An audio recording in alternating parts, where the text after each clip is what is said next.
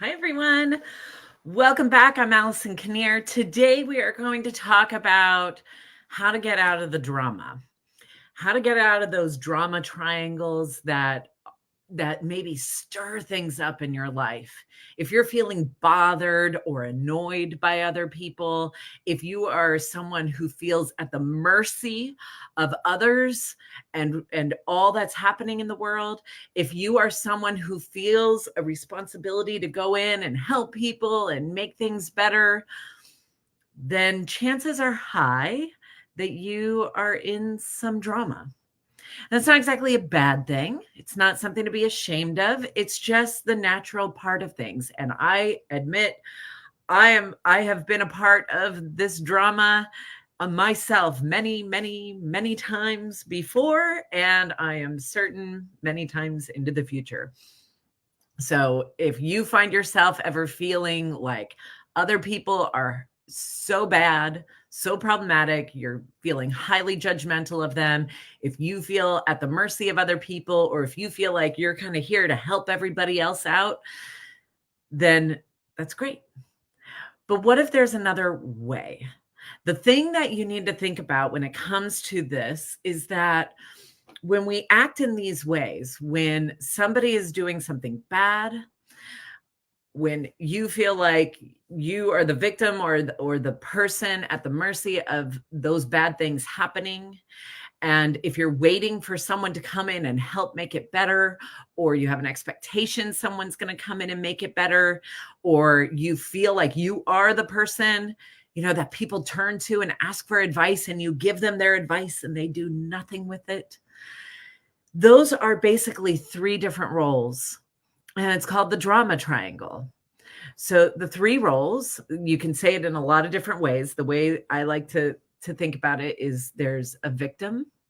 There's somebody where something bad is being done to them. Work is keeping you here for long hours.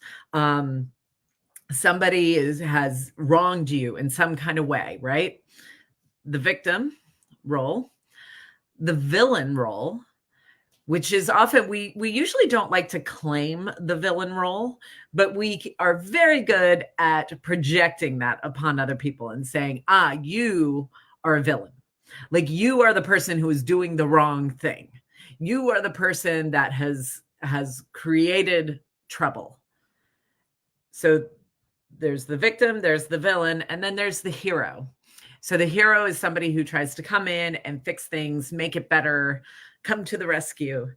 And the reason why this is problematic, and I will say most people live their entire lives. If you start listening, you'll hear most people, when they talk about things that they're in relationship to, they are occupying one of those three spaces. And people can live an entire lifetime being either the victim, the villain, or the hero, and very little else.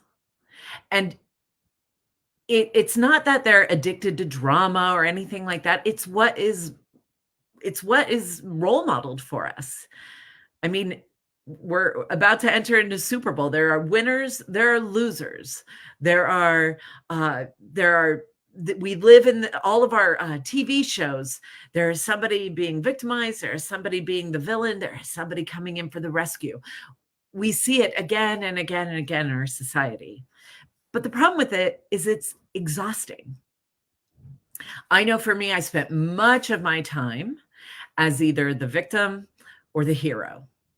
Those were my sweet spots. And I did everything in my life to avoid being a villain in any way, shape, or form.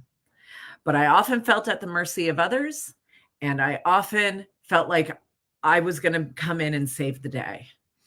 And those two roles, all of these roles are just so restrictive. There is a whole other way of being that steps you outside of that. In my child development teachings, we would talk about how oftentimes if there was a power struggle, either between two children or with parents or with colleagues, that there would be like either this or that. There were these like two points of view, but we would often talk about like what happens if we enter into a third space. This not either or, but like a third space, another possibility that's not either or. And so part of what I want to talk about is like how we can step into a third space that is beyond these three roles. That is where nobody's a victim, nobody's a villain, and nobody's a hero. And part of that means that we have to acknowledge, we have to become aware of where we're feeling helpless, out of control in our lives, right? Where we might be feeling that victim role show up, where we might be feeling like, oh, you know what? If they just did X, Y, and Z, gosh, I just wish they would do X, Y, and Z. If they only would listen to this, or you know what? I've got an idea. I'm going to go in and I'm going to like set things up so that it can succeed, right? That's a role. We have to become aware when we're stepping into that. And we have to become aware when we're villainizing other people. When we're saying, oh, well, they're the reason. They're the reason why this is happening. Now, this does not mean people are not, people don't do transgressions. It does not mean that there's not real examples of people being victimized. Not saying that at all. And it does not mean that you never get to help anybody. We have to think about it bigger than that. So what does that mean? Part of this means that we have to hold a space where we can acknowledge what are the parts in ourselves that feel helpless? What are the parts in ourselves where I feel like I don't have control? What are the feelings associated with that? What are my beliefs associated with that? Who am I saying is the villain? Why am I saying they're the villain? We need some curiosity. Why am I saying this person is so incredibly wrong? Yes, they may have done something that was absolutely wrong and inappropriate, but does that mean we have to paint this picture of them where everything about them is terrible? We can hold space for both. Somebody did something bad and they are a full and complete human being. I am feeling helpless and I am a full and complete human being that also feels that can be empowered. I can be helpful and I can honor that other people are going to be a part of their own process.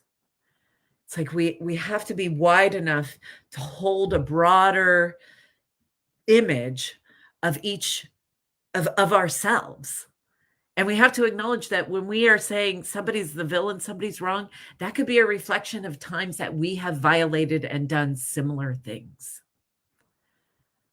This is a bigger topic than a short video can bring to this. So what I will say is to start here. Become aware. Just have some gentle curiosity about when do I do this? It can be a hard thing to kind of acknowledge, and yet it can be so freeing to not be trapped in this drama triangle. So first, become aware of when it's happening. And second, invite some gentle curiosity about it. Our brains get comfortable when things are, kind of black or white, one way or another. We get this very dualistic thing. It either has to be this or it has to be that. And with some curiosity, with some questions, we can open that up to that third space, that other possibility, that it can be something richer, more meaningful, more real, more authentic than this either or thinking. So I will leave you there. And if you have thoughts, I know, said Craig, bring the wisdom. Craig, I know you have lots of wisdom when it comes to the drama triangle. Feel free to share it, your thoughts and reflections. How do you step out of it? When have you stepped out of it? And what awarenesses are you having? All right. Wishing you a wonderful week. I will see you next week. Take care. Bye.